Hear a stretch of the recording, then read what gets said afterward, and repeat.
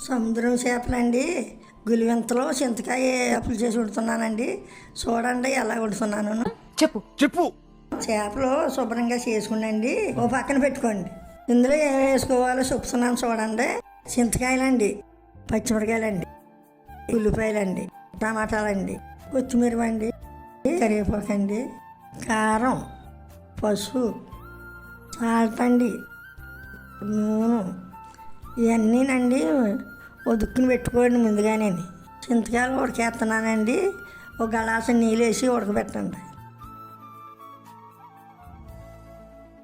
ఈ లోపండి చింతకాయలు ఉడుకుతూనే ఉంటాయి.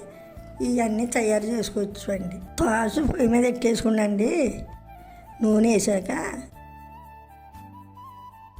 ఉల్లిపాయలు పచ్చిమిరకాయలు వేసాకండి మంచిగా వేగాకండి.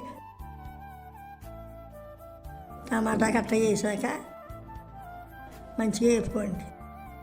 అవి వేగాకండి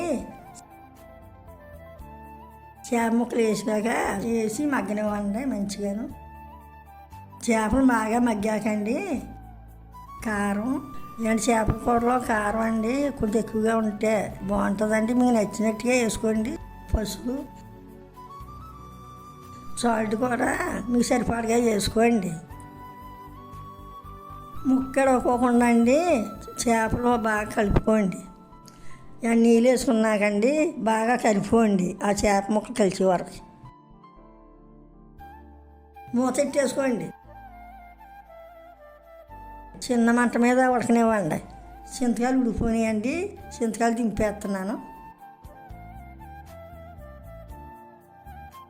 ఆ చింతకాయలు అండి ఉడికినాయో ఉడకలేదో చేయి చూడండి. మెత్తగా ఉంటే ఉడికిపోయినట్టండి.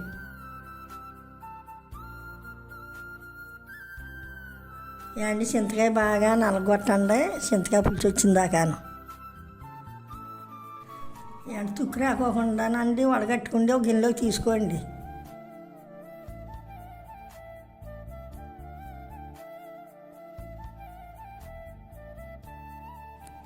అండి చింతకాయ పులుసు చేపల కూరలో వేసుకుండి బాగా తిప్పుకోండి. మూతెట్టేయండి.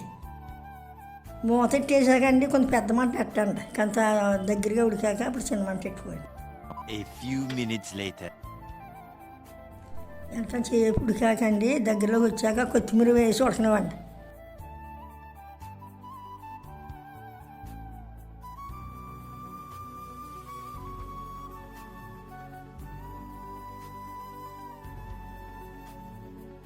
కొంచెం చేయకున్నాకండి ఉప్పు సరిపోయిందో చాలలేదో చూసుకోండి. అండ్ ఉప్పు కారం అన్నీ సరిపోయాయండి. కూర చాలా బాగుందండి. అండ్ అన్నంలో వేసుకుంటే తిని చూస్తానండి ఎలాగున్నది మీ తోడు చెప్తానండి. అండి చాలా బాగుందండి కూర. రేపు ఇంకో కూర తయారు చేస్తానండి. చాలా బాగుందండి. మీరు కూడా మంచిగా చేసుకోండి. మా మనవరాలు ఛానల్ చూస్తూ ఉండండి. ఉంటానండి.